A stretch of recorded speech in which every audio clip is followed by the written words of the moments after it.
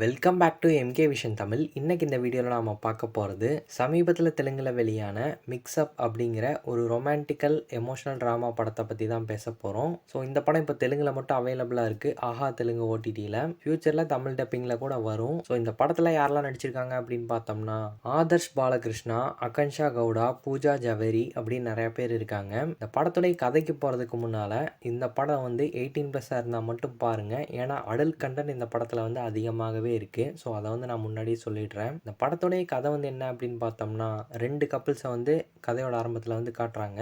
So இதில் ஒரு கப்பல் வந்து பார்த்தீங்கன்னா ஹஸ்பண்டுக்கு உடலுறவு கொள்றதுல அதிக ஆர்வம் வந்து இருக்கு. ஸோ ஒய்ஃப் வந்து சரியாக கோஆப்ரேட் பண்ண மாட்டேங்கிறாங்க அப்படிங்கிற ஒரு பிரச்சனை வந்து அவருக்கு இருக்கு. அண்ட் இன்னொரு கப்பல் வந்து இருக்காங்க. ஸோ அந்த கப்பலுக்கு வந்துட்டு என்ன பிரச்சனை அப்படின்னு சொல்லி பார்த்தீங்கன்னா ஒய்ஃப் வந்து ரொம்பவே இந்த உடலுறவு கொள்றது செக்ஸில் வந்து ரொம்ப அதிக ஆர்வம் வந்து காட்டுறாங்க.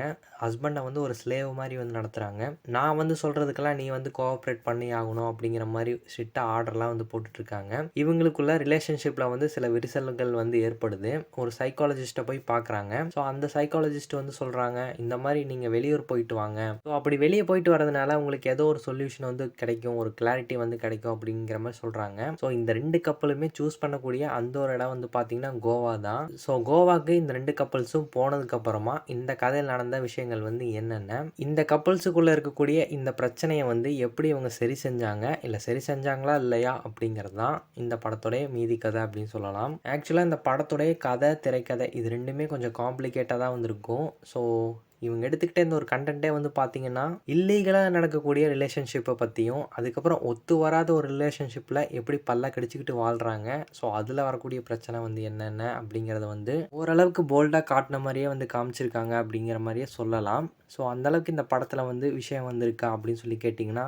ஒரு சிலருக்கு வந்து தோணும், இதெல்லாம் ஒரு கதையா, இதெல்லாம் ஒரு விஷயமா அப்படிங்கிற மாதிரி வந்து தோணும். ரிலேட்டபிளாக இருக்கா அப்படின்னு சொல்லிட்டு கேட்டிங்கன்னா அது வந்து கொஞ்சம் கம்மி தான். ஏன்னா இது வந்து கொஞ்சம் எலைட்டான ஆட்கள் வந்து இந்த கதையில் வந்து இருக்கிற மாதிரி வந்து காட்சிப்படுத்தியிருப்பாங்க.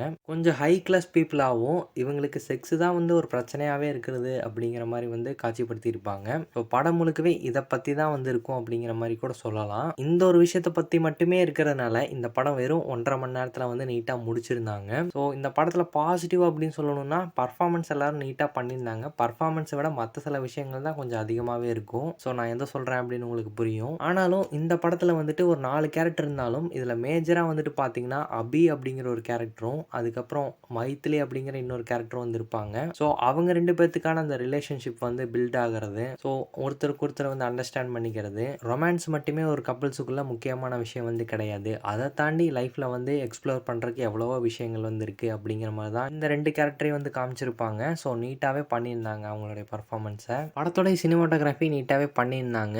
ஸோ ரொம்பவே ரிச்சான ஒரு ஃபீல் வந்து இருந்துச்சு அப்படின்னு கூட சொல்லலாம். ஸோ இந்த படத்துடைய திரைக்கதை வந்து சுவாரஸ்யமாக கொண்டு போயிருக்காங்களா அப்படின்னு கேட்டிங்கன்னா ஸோ ஒரு சிம்பிளான ஒரு கதை தான். அதை வந்து சொல்லப்பட்ட விதம் வந்து பெரிய அளவில் வந்து சுவாரஸ்யமாகவும் இல்லை. அடுத்து என்ன நடக்க போகுது, இவங்க என்ன முடிவெடுக்க போகிறாங்க அப்படிங்கிறதுலலாம் வந்து பெரிய ஒரு கவனமே நம்மளால் வந்து செலுத்த முடியல. என்னமோ நடந்துட்டு போகுது அப்படிங்கிற மாதிரி தான் வந்து ஒரு பாயிண்டில் வந்து ஃபீல் பண்ண முடியுது. ஓவராலாக இந்த படம் வந்து எப்படி தான் இருக்குது அப்படின்னு சொல்லிட்டு கேட்டிங்கன்னா நான் ஆல்ரெடி சொன்ன மாதிரி இது வந்து அடல்ட்ஸ்க்கான ஒரு படம் தான். எதிர்பார்க்குற அளவுக்கு இந்த படத்தில் வந்து சுவாரஸ்யமான விஷயங்கள் வந்து இல்லை அப்படின்னாலும் ஏதோ ஒரு படம் இப்போ வந்திருக்குப்பா, ஸோ பார்க்கலாம் அப்படிங்கிற ஒரு ஐடியா வந்திருக்கு அப்படின்னு சொல்கிறவங்க தாராளமாக பாருங்கள். இந்த ஒரு ரிவ்யூ உங்களுக்கு பிடிச்சிருந்தா லைக் பண்ணுங்கள், ஷேர் பண்ணுங்கள், கமெண்ட் பண்ணுங்கள். இந்த சேனலுக்கு சப்ஸ்கிரைப் பண்ணுங்கள். தேங்க்யூ.